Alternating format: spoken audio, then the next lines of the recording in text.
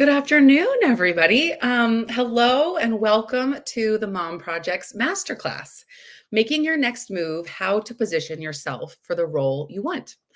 I'm Elizabeth, and I am so excited to be here today with Tanya Montella, career coach for women in tech. You may remember her from last year's Comeback Summit, and we loved her so much, and we are so excited to have her back. Tanya is a mom, hiring manager turned career coach, and knows a thing or two about a career pivot. And we love Career Pivot here at the Mom Project. We have so much to get into today. So just a few notes before we get started. This session is recorded. You can watch it here on LinkedIn or over on YouTube. And we will have time for a Q&A with Tanya at the end. So add any questions that you may have into the comments. And let's dive in. Tanya, we're so excited to have you back. I'm so excited to be here. Thanks for inviting me. Oh, well, and we have so much to get into. You have a packed agenda, but before we get started, let's just do a quick round of getting to know you. Are you an early bird or a night owl? Oh, I would say an early bird by force because I have to wake up early in order to get things done that I need to get done before my son and everybody else needs me. But a night owl by choice. Well, it's like at the end of the day, that's the only time you have to yourself. So you're like trying to cram it all in. Right. What's the best book you've read recently? Oh, so I haven't completed it yet, but I am in the middle of reading Rich AF by Vivian Tu. I love her. She is all over my Instagram feed. And so it's funny, as I'm reading the book, I can actually hear her voice. So she calls herself the BFF. She calls her followers BFFs. And so when I'm reading it, the way that she writes it, I really feel like my friend is teaching me financial literacy, which I'm 41 and I've only just started to brush up on my financial literacy in the past couple of years. So it's a great book. I highly recommend it. Okay, I'm adding this to my must-read list because I too could be more financially literate. What's your favorite app? Instagram. That's kind of my happy place. I told my husband one day, I was like, that's just my place to get away. Cause Facebook, there's like all the opinions and the things that I don't really want to see. And when I kind of want to just unplug, I go to Instagram and I laugh. That's just what I do. And some days you get like a really good day where the internet's just super funny and you're like, it's hitting on all, it's hitting. What is your best productivity hack? Oh, I'll give two actually. So for me personally, I like to do things when inspiration strikes. Or when it's fresh in my head. So oftentimes I'll get off a call and I'll tell people will say like, "Oh, you can get that to me later." And I'm like, "No, I'm gonna do it right now because it's fresh in my head. I'm ready to go." Wow. And the other thing I'll say, which is related to, early bird by force, is make the time. Make the time to be productive, to do the things you need to do. Sometimes I talk to people and they're like, "Yeah, I just don't really have time for that." And I'm like, "Well, maybe you need to wake up a little bit earlier like I do, and I don't really want to, but we do, we have to." So that's what I would say. Oh, I love those. Both very good ones. At the Mom Project, we also love to talk about superpowers. So I'd love to hear, what's your superpower? I also love that word. I would say my superpower is making women feel seen and heard and feel empowered. Well, I know you're going to do that today too. So thank you so much for being here. And I know that's your superpower. Tell us a bit about your career journey and how you got to where you are now. And then we'll dive into the slides. Yeah. So I have been the reason my specialty is being a career coach for women in tech is because I've spent the past almost 20 years, really my entire career, in the tech space, working for a number of different SaaS businesses from Virginia, where I'm originally from, to Boston, where I reside today. I have gone from, role to role. So when we talk about pivots, I changed roles 6 times. So stepping into, a new role that I'd never held before, was quite challenging. And I always had the bad habit of trying to figure it out all on my own. So there were a lot of twists and turns throughout my career, but holding all those roles, wearing all those hats allowed me to learn a lot and to partner with a lot of different sides of each business that I worked for, which then kind of led me, again, so many twists and turns. It led me into becoming a career coach. I noticed that people were just coming to me, over the past like 10 years. So partway through my career, always coming to me for advice. I guess people just saw me as like the career woman, always changing roles and working for these tech companies. Um, and so it was just something that happened naturally. But it wasn't until a few years ago when I officially started my business that I noticed more people were coming to me, and the things they were coming to me about were deeper than just, "Can you take a look at my resume and give me some feedback?" So I realized there was a need, and I noticed how fulfilled I was giving that guidance to others and how valuable they felt that what I had to say was. Oh, I love that. Well, and Thank I you. know that all that whole path, you never know where you're gonna end up. Careers are never linear. So, we love to hear about the career journey because it helps resonate, and I think it lands with so many different women about it's okay if, you're still kind of along for the ride. Right. Well, you have so much to talk about, so I will let you pull up your slides and get going. Sounds good. Thank you so much. And hello, everyone. I'm so excited to get into this. As Elizabeth mentioned, I have a lot to share, so I'm just going to dive right in. I already kind of talked about a little bit about me, so some of these points are a bit redundant, but the things that I didn't share are some of the things that I'm really proud of throughout my career. I always encourage people to celebrate their accomplishments, and who would I be if I didn't do that myself? So, two of my proudest moments are the fact that, despite transitioning careers 6 times and stepping into roles I've never held, I was able to climb the proverbial corporate ladder in each of those roles, sometimes a number of levels.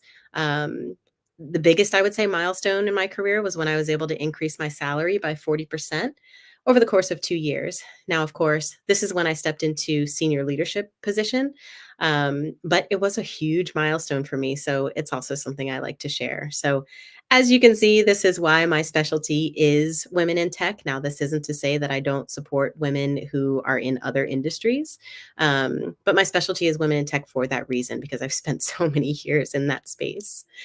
The last point I'll share about me, I know Elizabeth mentioned I'm a mom. My son's name is Isaiah. He's almost 8, which I can't believe. And as you can imagine, he is absolutely the love of my life. So, just a little bit more about me, but let's get into you. So, here's what we're going to talk about today. We're going to get into how to articulate your value, how to uncover key stakeholders that you should be connecting with to ensure that you're networking with these really specific people who can help you to land your next role. We're also going to talk about building a thoughtful strategic plan, right? We want to make sure that everything we're doing is very intentional and we have a plan to achieve the goals that we have. As mentioned, we're going to kind of close things out with live Q&A or potentially hot seat coaching. We'll see what the need is here. But we have a lot to talk about today. So I'm excited. All right. If you're watching this on your screen and not on your cell phone, I'm going to ask you to take out your cell phone and scan this QR code. We also do have a link here, which I think is going to be thrown into the chat for me, please, so that you can access this either way. What this is a worksheet that we're going to be using throughout this masterclass. So you're just going to go ahead and access this worksheet through either the QR code or the link. You're going to put your name and email in and get access to it. What it's going to then do is give you instructions.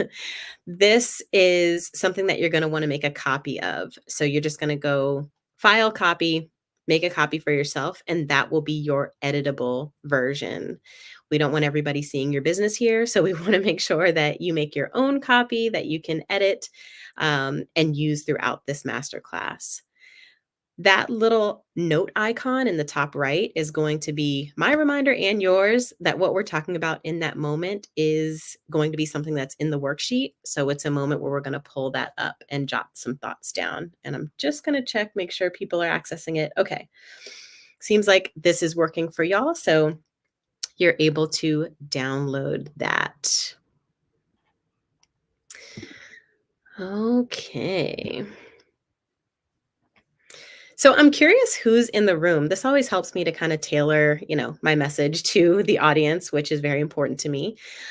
In the chat, I'd love for you to type a 1 if you are a career transitioner, you're in the midst of a career transition, or you're interested in transitioning careers. Type a 2 if you're more of a lateral job seeker, right? You have a certain role right now and you're looking to step into that same role somewhere else. Or type 3, if you are a promotion prospect, if you are loving where you're at, but you're ready for the next level up. And so you're seeking a promotion. I'm going to look at the chat and see where you're at. Okay, I'm seeing a lot of ones. A Oh, lot yeah. of Oh, ones. there's a 3.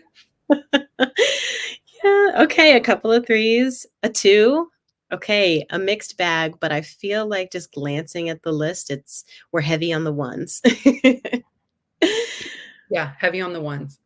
Perfect. Okay, that's really helpful. Keep typing if you'd like. I don't want to cut you off. I just quickly wanted to get some eyeballs on the chat and kind of see what we're working with here. So let's stay in the chat. I'd love to hear from you all. Let me know if you have ever felt, or maybe you're currently feeling, one or many of these things. Have you felt stumped with your resume, right? You go to update it and you're just like, I don't even know what to say here. Maybe you feel imposter syndrome or unworthy of the role that you have or the role that you're aspiring to land. Maybe you oftentimes feel like you downplay your greatness. Maybe you're too quiet in performance reviews where your manager is the one that's speaking the most and you're more of a quiet participant. Maybe you feel disconnected from company goals or stuck at your current level. Does this resonate with anyone? Okay, yes, I'm seeing lots of yeses. I myself have felt this way, and so I thought that I would be in good company, and it appears that I am. Yeah, I think we've all felt this way at one point or another. So thank you all for sharing your thoughts there. Well, I'm not going to leave you with that. Let's do this. Let's equip you with the tools to confidently articulate your value in a number of different professional settings. Again, whatever makes the most sense for you and where you're currently at in your career. This is going to be settings such as in interviews, in performance reviews, or in networking conversations. So, as you can see, whether you were a 1, 2, or a 3, some of these professional settings that I'm talking about are going to be more appropriate for you. But what we're going to discuss and pull together is applicable to all. So here, and I'm actually hoping that the audio on this works. So if it doesn't, please let me know. But I love to share customer stories. This young lady, her name is Corinne, and she just shares kind of her experience in doing this work with me.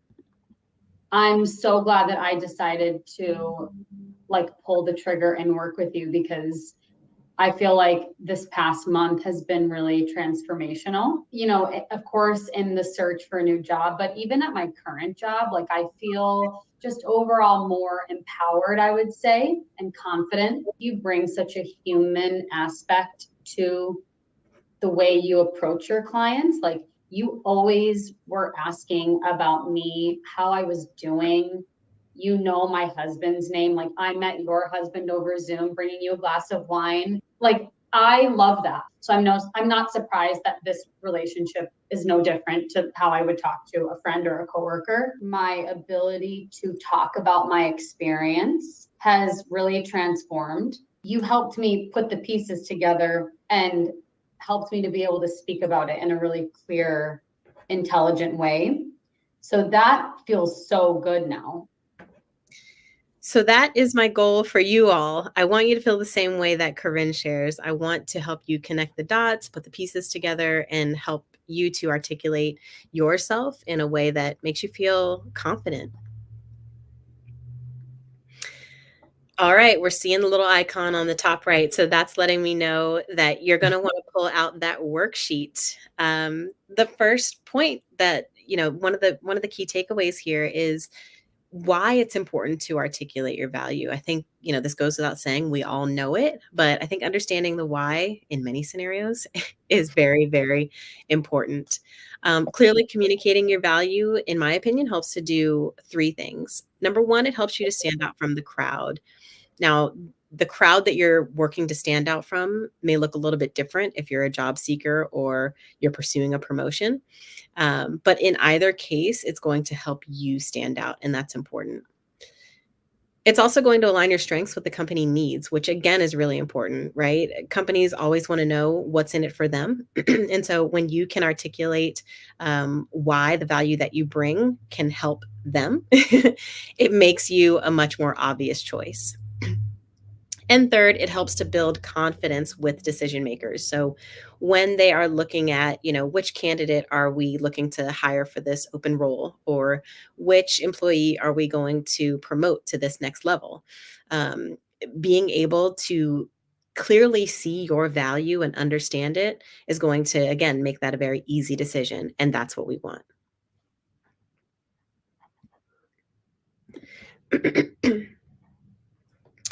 So, we're going to be turning your achievements into value statements, as I call them. It's really important to make sure that you're framing your accomplishments in a way that aligns with the role that you want. I think the name of the game in many of the things that I talk about is to be very strategic and intentional. If you have a goal that you're setting out to achieve, it's important that every move you make is in line with that. So that's what we're going to do today. So here is the framework that I love to share. You don't have to worry too much about, writing this down. Feel free to write it down or screenshot, whatever you'd like. I am going to pull this back up on the screen, so you don't have to worry too much about it.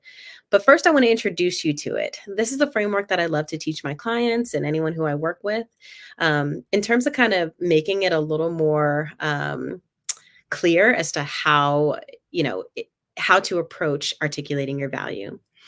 So what we do is we start with a strong verb. We talk about what we did, then how we did it or who we did it for, depends. And then we close with the purpose of what we did or the result or impact. Now, this isn't set in stone. Like I tell people all the time, you don't have to follow this framework verbatim. There's sometimes where I'll look at people's value statements, in their resume, for example, and I'll say, let's flip this and start with the impact because it's so impactful. So let's lead strongly with the impact and then say what you did and who you did it for, right? So let me help to just add a little more clarity to this. We're going to make it a little more real. Here is a value statement from my very own resume. So I'm kind of opening up the curtain and sharing something with you all. And that bullet point is manage a $460,000 annual marketing budget for the largest client, increasing lead generation by 117%, resulting in 4.7 million in revenue. Now, don't be scared by these numbers. Your numbers do not have to look like this. I do think it's also worth saying I didn't achieve any of these things without a lot of blood, sweat, and tears. At this time, I was very overworked and stretched very thin. I was very stressed, as you could imagine. So this isn't, a flex. This is what I did. And so this is how I articulate my value in my resume. But I do think it's important to be a little bit real with y'all today here. So let's look at this through the lens of that framework. Let's break it down. What's my strong verb? I managed. When we talk about downplaying our value, a lot of things that I see people do is starting off with supported or contributed or collaborated, right? Even if in this case, I solely was not the one who managed the budget, I was, but even if I wasn't, I managed it. Like I also managed it, and so we want to take ownership of the things that we've done and make sure that we're articulating that by using strong language. What did I do? I managed a $460,000 annual marketing budget. Who did I do it for? I did it for the largest client. Now, could I have named the company specifically? Sure. But I thought it was more important to quantify the client and how big, if you couldn't already tell by the numbers, how big the account was, by indicating that it was the company's largest client.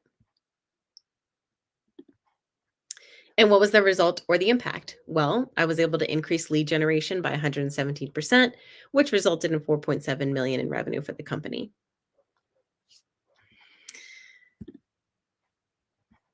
We're going to go back to our worksheet. You're going to see 3 questions in there. And don't worry, I'm going to give you time to reflect and to jot down some thoughts. But really quickly, I want you to just think about these 3 things. I'm going to read them off and then I'm going to be quiet for just a moment. The first question is, what are your most significant career achievements? How do these align with the skills needed for the role that you're seeking? And how can you articulate your value in a way that speaks to the needs of the company? I'm going to give you a moment to jot down your thoughts there. I'll keep an eye on time.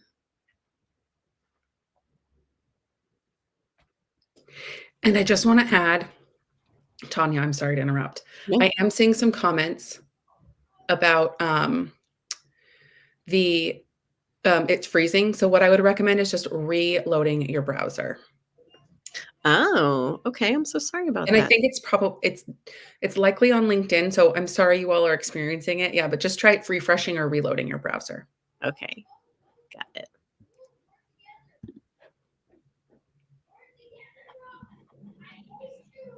And Amy, I see your comments and I will flag these with our customer service team. Thank you so much for letting me know.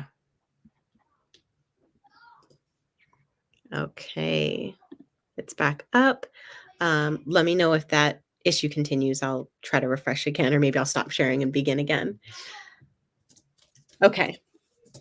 Anything else before I keep going? Everything else okay, Elizabeth? Go for it. Okay. All right. So again, I just want to be mindful of time. Don't worry if you didn't get to jot down your thoughts for every single question. That's the beauty of having a worksheet, is that you can come back and finish what you were writing or finish your thought process after today's session. All right. So I want to introduce you to Melissa. I don't know what this lady's name actually is, but we're going to call her Melissa. Melissa wants to be promoted to customer success team lead. So as a result of that, she was very intentional about the things that she was doing, which meant that she did the following. She led high visibility projects, working on things that executives and other decision makers had their eyeballs on. She mentored others in need. She shared insights with her own team to show her leadership capabilities. And she proactively solved challenges, which shows her manager that she is, has leadership qualities, but it also makes her manager's life a little bit easier. And every manager, I can tell you from experience, loves that. So as a result, when it comes to translating her actions into value statements, here is one that we would pull together for her. Again, assuming this is true for Melissa, but she led a team of 10 sellers to exceed quota by 10%, generating $800,000 in revenue. So again, she's using that same framework.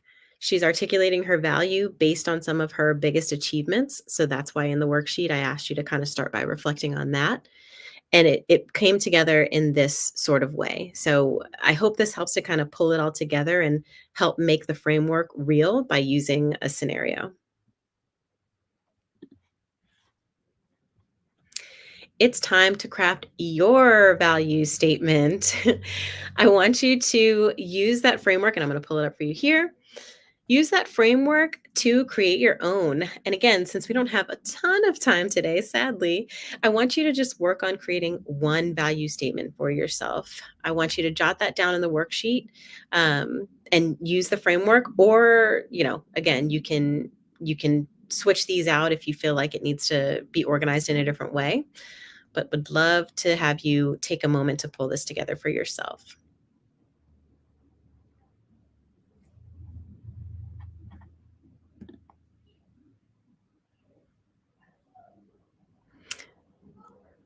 Oh, someone who just joined is asking to share the worksheet. Is there a way, Elizabeth, to pop that link back in? Oh, thank you. I did pop it in, but let me know if it's not working and I can send it again. But yes, I'll kind of pop it in intermittently. Okay. I got you. Thank you. Love you. Okay. All right. I hope that was easy enough. I'm curious if anybody is brave enough to share in the chat, what did you come up with for your value statement? I'm going to take a peek and see what we have here.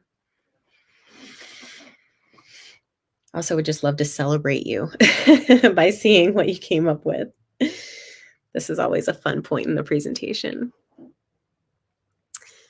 Don't feel pressured to share, but is dollar amount necessary to quantify? No, or percent is acceptable too. Yeah. So great question. The question in the chat is dollar amount necessary to quantify value, or is the percentage acceptable? Percentage is totally fine. Numbers matter. So in any time where you can incorporate, um, quantifiable impact that you made, that's huge. If in some cases you don't have numbers, right? Maybe you weren't measuring the impact or the company didn't have a system to do so.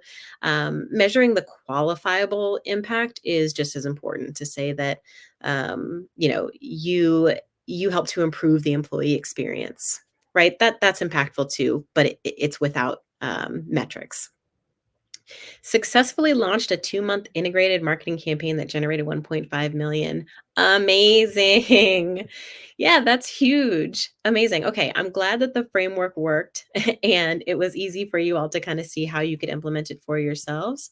I'm going to read this other one. Manage the hiring and recruiting strategy to scale a new department in the School of Medicine, growing the team by 400%. Cheryl, wow, over 2.5 years. That's incredible. See, I love seeing what you all come up with. This is so much fun for me. Great, great job. And continue to pop them in here because even though I'm going to proceed, I think it's helpful for you all to see what other folks came up with so you can get a bit of inspiration, and you can just continue to celebrate one another. I absolutely love reading these. Right? No, I'm like, go. These are great. I love them. Keep them coming. Yeah, all of you. Great. Okay, I love it. Amazing. All right. I'm going to ask you another question. And if you're feeling, vulnerable, I want you to put yes in the chat if you've ever felt or currently feel any of these things. Maybe you're overwhelmed by your interests, right? Maybe you feel like you're ready for something new, but there's a number of different directions you could go in, and you just feel overwhelmed by all of the things you could possibly do. Maybe you feel unsure of the role that's right for you. You lack a clear path, a clear vision. Maybe you feel stuck or stagnant in the place that you're currently at in your career, or you're unsure if you're just doing the right things, period. Okay. Yes, I'm seeing some yeses. Yes, yes, yes. Always. Oh my goodness. Resounding yeses. Yeah, I can relate. As I said earlier, these sentiments are also very relatable to me. And I suspected that that would be true for you all. So again, you all are in good company. You're not alone. Yeah, I think we can definitely resonate with many of these feelings. I don't want you to worry because I'm going to now guide you in developing a personalized strategic plan to help move you closer to the role that you desire. That's the whole reason that we're here today, right? Talking about making your next move.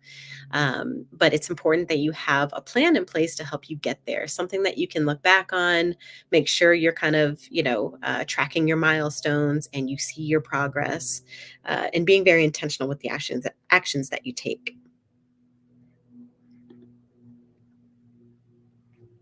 So first, I thought it was important to kind of ground us in talking about the importance of having a strategic plan. Having a strategic career plan helps to hold you accountable for both your short and long-term goals. I think it's very easy for us to set out to achieve something and then just continue moving about our day to day and forget about what it was that we set out to achieve. Or maybe we don't forget about it, but since we don't have those defined actions that we need to take in order to get there, we're not being as intentional about our time and energy where that's spent. It also helps you to prioritize high impact work, right? There's so many things that can always be done. And our time is precious and often limited. So it's important that when we're working on things that we're prioritizing the high impact work so that we have those big achievements, so that we can articulate that value and really make a splash and make our value known. Third, it helps to align your actions to your desired role. I feel like I've said this in a number of different ways, so I won't beat a dead horse here, but having a clear plan really helps you to do all of these things. So here's a bit of insight into my personal experience. I was a guest on a podcast, and the host asked me a pretty interesting question. And I kind of shared with her my experience about having a career plan, or in my case, a lack thereof. And identifying that you needed to take ownership. What was one of the first things you really did when you had that light bulb moment to really start taking ownership of your career? Great question. I started by just taking a moment to pause and think about what it is that I really wanted out of my career. I Right. remember I was meeting with a CEO of a former company I was with one time, and he asked, "So, what do you want to do in the next, 5 to 7 years?" Yeah.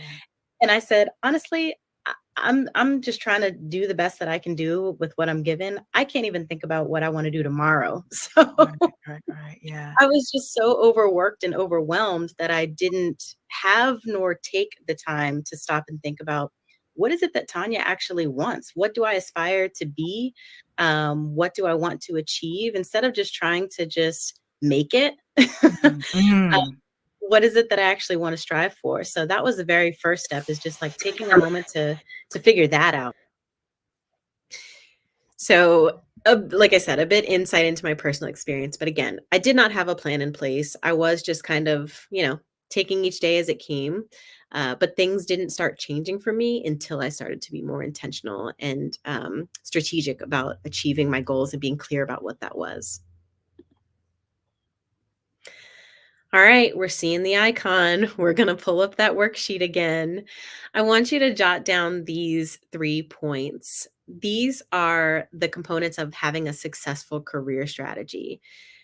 Your strategy should be based in having clarity and vision, right? If you're not clear on what it is that you want, the way that I was, as I shared in that story, and if you don't have a vision, something to aspire to, the steps that you're going to take to get there are very fuzzy, if not completely empty. Like, what are we even working towards here? So, starting with having clarity and a vision in what you want is potentially the most important part of having a career strategy.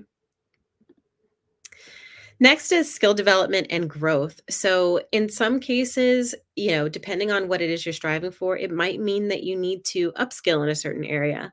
For example, if you're job seeking, and especially if you've been out of the job market for some time, you might need to brush up on your interview skills. Or you may need to grow in other areas. If you're pursuing a promotion, it might be your leadership skills. Maybe it's your mentorship. And so making sure that you have clarity on where your gaps are in order to have that be part of your strategy, to where you make a concerted effort to fill those gaps, is also really important.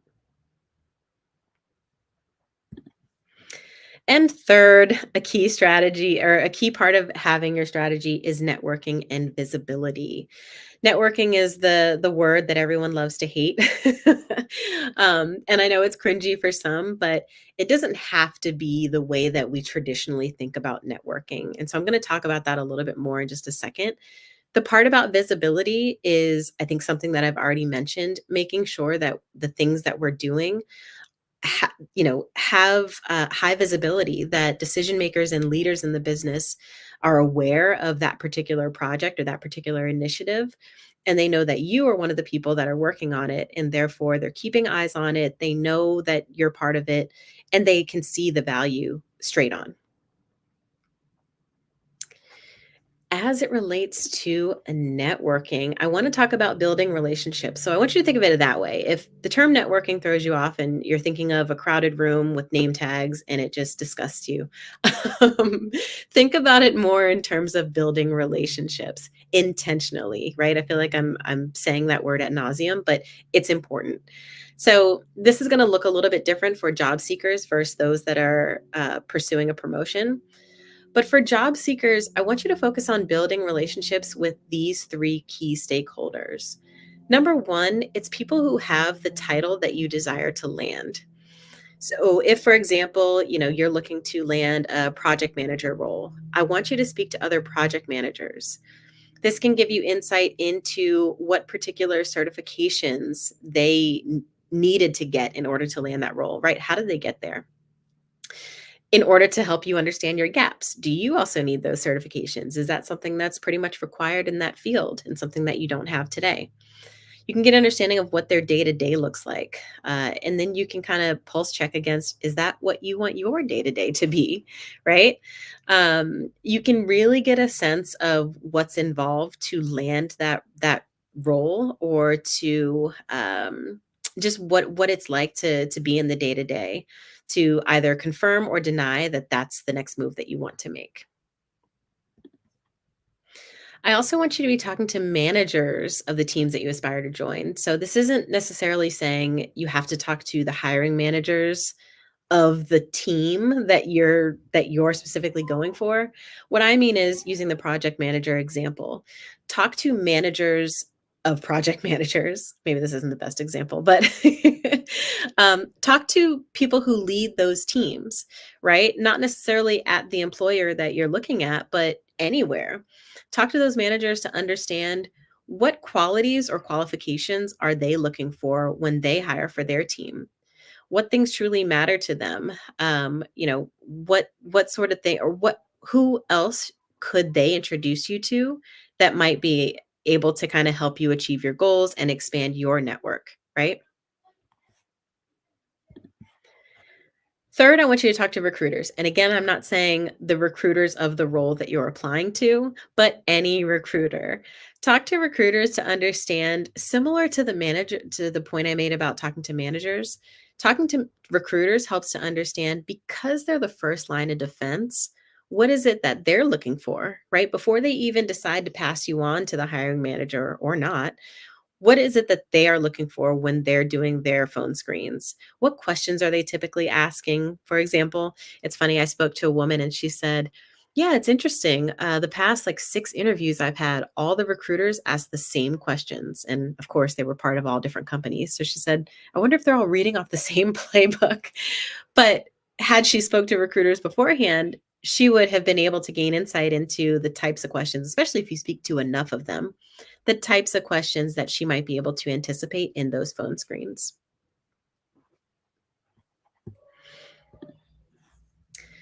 For my promotion prospects, the folks I want you to be networking with or building relationships with are senior leaders and executives. The reason for this is because when your manager nominates you for a promotion and they say your name in those rooms where promotions are being discussed, the last thing you want is for their peers to say, oh, Sally, who is that? Oh, yeah, right. What's she working on these days? Like, you don't want them to be in a position where they're trying to advocate for you and there's others in the room kind of poking holes in their case. You want them to say, "Oh, yep, I know exactly who you're talking about. Love her. I saw what she did on XYZ project. I can definitely see why you're putting her up for promotion." Next, I want you to talk to leaders of teams that you partner with. So, for example, if you're in marketing, you're partnering with maybe the product team.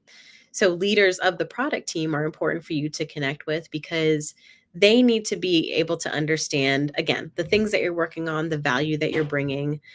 This is kind of, if you can't notice already, casting a wide net to make sure that people within the organization truly understand your value. That's essentially what we're getting at here. And third is making sure that you're building relationships with the teams that you directly support. So using the marketing example, obviously the marketing campaigns that you're running are meant to generate leads for your sellers. So it's important that you're connecting with your sales teams, those specific sales reps, to make sure that they know who you are. Number one, they're going to be more likely to follow up on the leads that you're generating for them, because they're not going to say, "What is this? Who did this? What kind of campaign? What are we talking about?" Um, but they're going to know who you are. They're going to know what you're working on. They're going to value you because they know that the campaigns you're running are just to make them more money, and that's what they're here to do. So making sure that you're connecting directly with the teams that you support.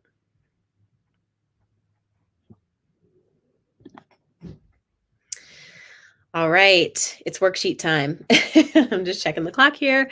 I want you to jot down your thoughts on how you can cultivate relationships with stakeholders that can support your next career move, whatever that is for you.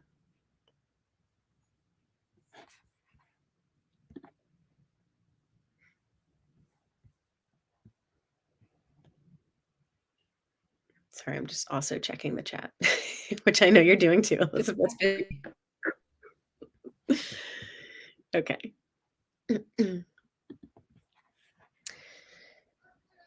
All right. Hopefully you were able to put down some thoughts.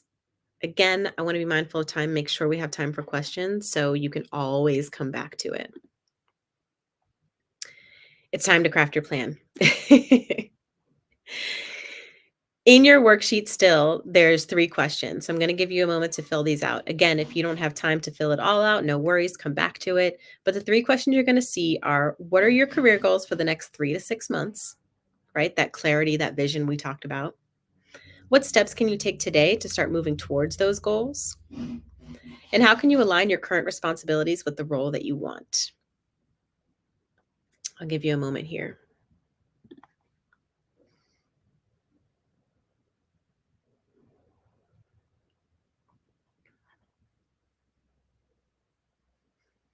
Okay, I'm seeing some questions in the chat. Just know we're getting there. Don't you worry.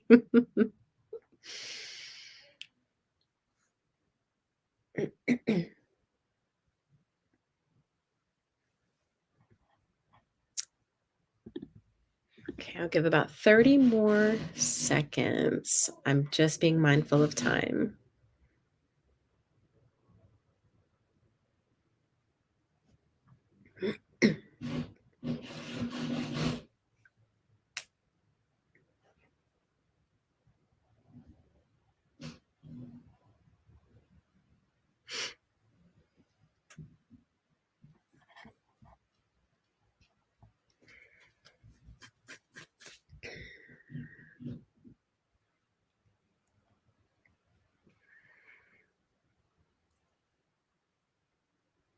I love the live worksheet. It's so interactive.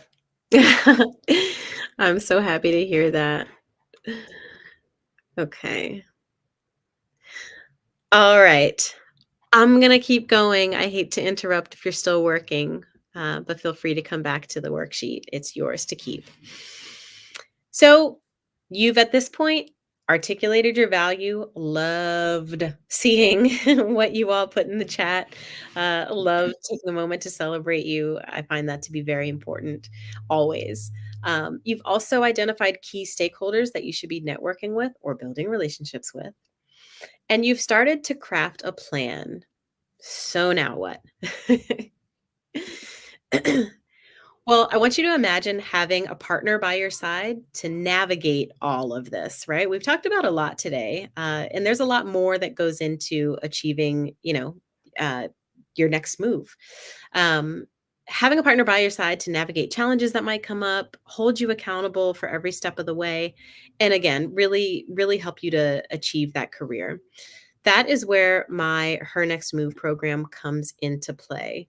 Her Next Move is my signature one-on-one career coaching program, which I've designed specifically for women just like you to help you transition into a new role or land a promotion so that within 6 months' time, you're more fulfilled and aligned with your work. That is ultimately the goal. I think that's what we all want, especially if we're in those moments where we're feeling not as challenged as we'd like to be, not maximizing our true value, or feeling a little bit bored or stuck in our current role. I want to help you get past that and land the role that's right for you. So I like to break this down into 4 moves. I try to keep it as simple as possible. The very first move that we work on is the foundation of everything that we do thereafter. The first thing we're doing is clarifying your vision in order to gain certainty in your next move. So again, I mentioned one of the key components of a career strategy is having clarity and vision. And so that's why we start here.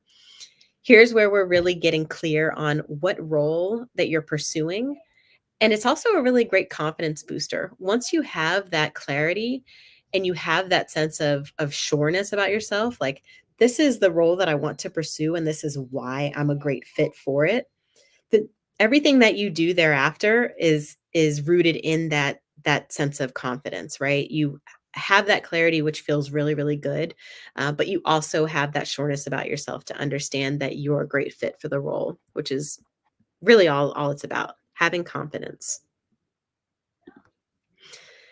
Of course, we're, developing your resume and optimizing it to align with the role that you want. And then as we step into move 2, this is where we're really co-creating that plan. So whether again, it's a career transition or a promotion, we want to make sure that every move that you make here on out counts and is bringing you closer and closer to that end goal of landing that role. So after we've done the resume work, we're then going in and looking at your LinkedIn profile, for example. We're coming up with, elevator pitches, as I like to call them, so that you can use those in your networking conversations. You can use those in interviews as a really concise way to describe the value that you bring outside of your title and your employer. I find that most people default, when you're introducing yourself to, "Hi, my name is Sarah. I'm a project manager at X company." I like to teach people how to create a statement that really describes your value, exclusive of your title and your employer, to really have it focus on you. It's a great way to stand out from the crowd and to generate interest and have people wanting to know more about you. Another great thing is the mutual accountability. So again, having me by your side is really the important thing here. We then move on to move 3, refining your personal brand to help you to stand out from the crowd, learning how to articulate your value, as I mentioned, embodying your personal brand, making sure that everything that you do is very intentional and it's striving towards that goal. And then move 4 is really where we prepare to land the role that's yours. One of my favorite parts of this move is doing the role plays, the interview role plays. So I love to teach my clients how to almost predict what questions might be asked in the interview based on the job description and your resume. That way, when you're going into the interview, you're very confident and clear on what message you're looking to deliver and how you want to show up. It's not, as stringent as the STAR method, for example, where you're feeling like you have to remember a specific way to organize your thoughts. Instead, I teach people how to think, not, what method to say it in. Again, so that you can kind of adjust your answers no matter what question is asked of you. And it's very clear, you're very confident going into it, you're ready for anything. From there, it's working to establish norms, make sure that you're really excelling from day one and starting off on the right foot. This program is for you if one or many of these things is true. If you question whether or not you're on the right path, if you want to present yourself in a way that gets you noticed, if you're ready to make bold moves, but you're really just not sure where to even begin, if your work no longer feels challenging or you're feeling unfulfilled, or if you feel like you're not making significant impact with what you're currently doing, or you're not maximizing your true potential, as I said before. I do also like to be honest in saying that it's not for you if you're looking for a quick fix. The first thing I'll say is, if you're just looking for some tips and tricks and thinking that's going to completely change the game and you're going to land your next role, that's not I would say that's an unrealistic expectation. As you can see, this program is mapped out in a very particular way, in a very strategic and thoughtful way for a particular reason. So it's not for you if you're looking for a quick fix. I work with mid-career women. So if you're almost fresh out of college or if you're at the C-suite or executive level, it's not to say that I can't support you. I've supported both. But as it relates to this particular program, this is really for women who are mid-career. This last point, you really got to be honest with yourself. It's not for you if you tend to put off your goals and make excuses because life is lifing, as they say.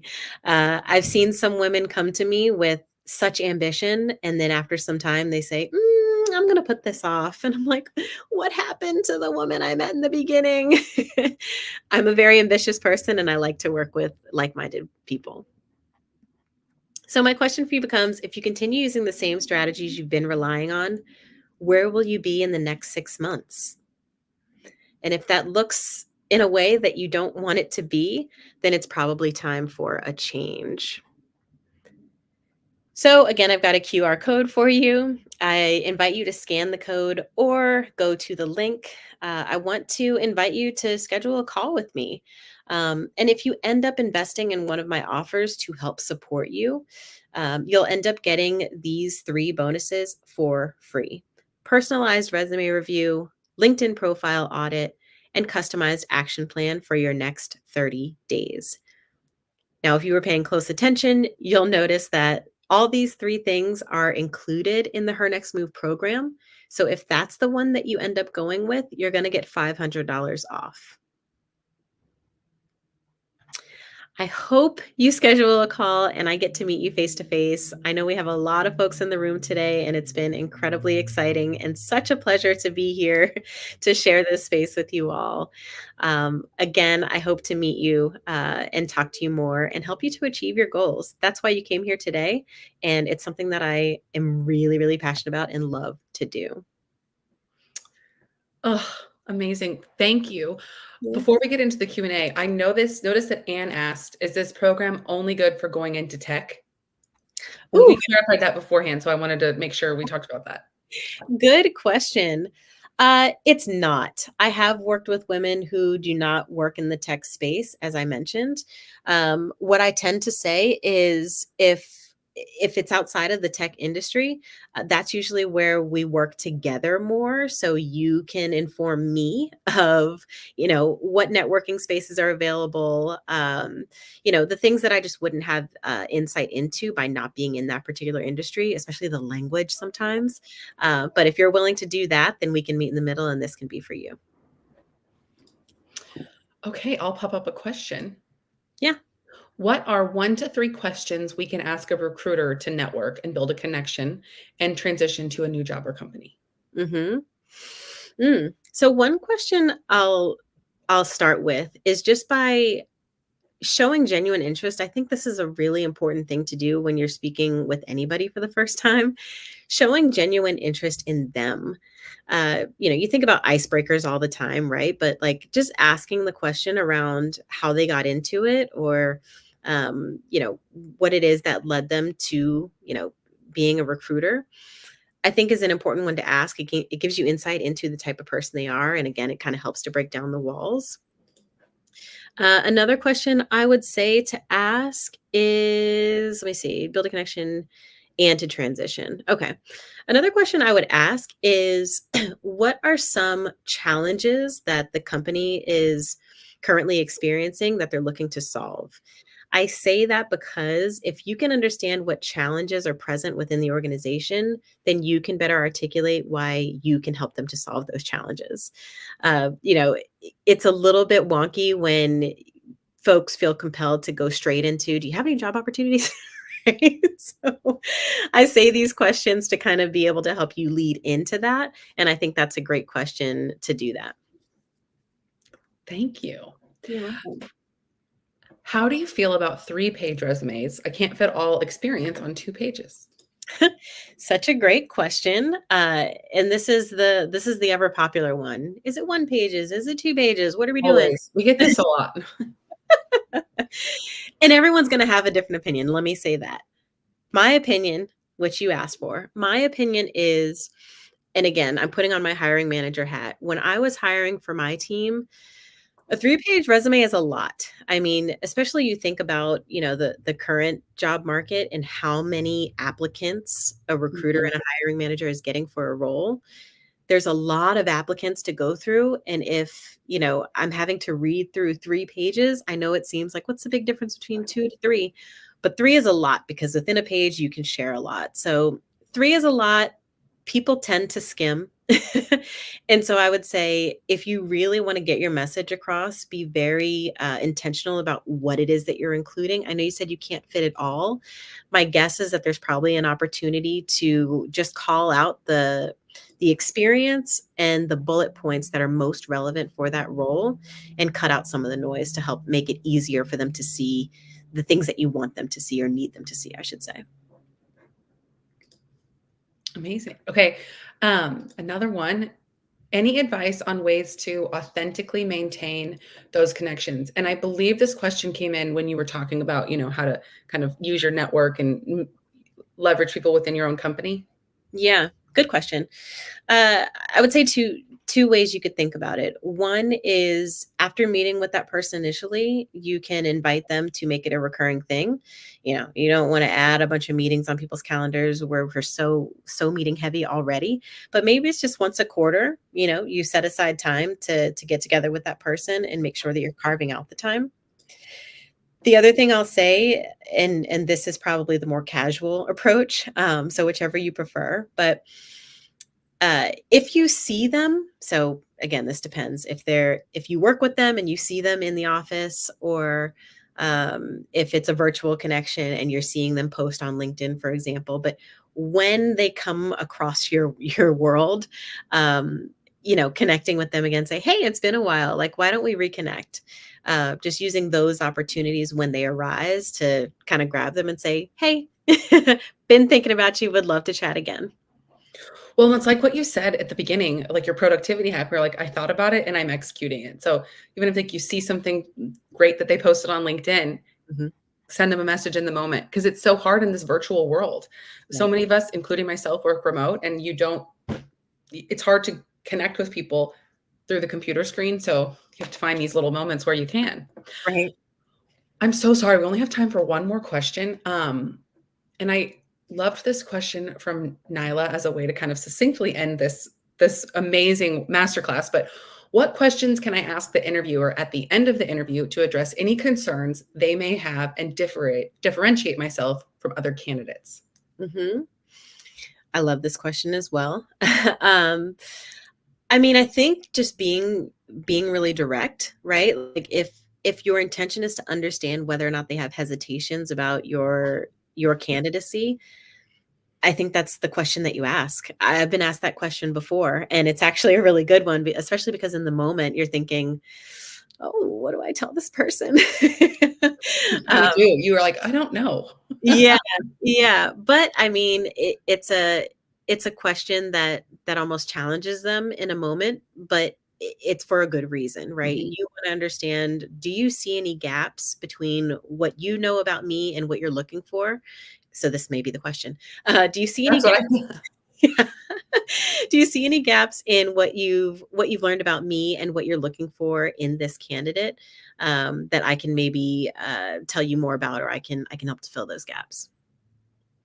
Yes, I love that. I love that question, because sometimes too in interviews they do come up. I mean, people do say, "Oh, I don't see you have this much experience," and you're like, "Well," and you can find it, because I think we're all so multifaceted, but it's hard to put that on a resume when you're trying to be succinct. Yeah. I'm so sad we have to end. I feel like we could keep talking. Thank you all so much for joining us today. Tanya, thank you so much for sharing these insights. Like, it's so helpful. Thank you. For all of you who are joining us today, it's clearly late in the day for me. For all of you who are joining us today, thank you for joining us. We have a multitude of resources over on our blog, the library at themomproject.com, which can help you on your career journey, or your career transition and beyond. And we also have some events coming up. Next week, we have an event with Augie talking about returning to work after parental leave, if that's applicable to interview. And then we also have a masterclass here on LinkedIn on November 21st about, maintaining your job search during the holiday rush. Tanya, thank you again. Thank you for joining us, and we will hope you have a great day.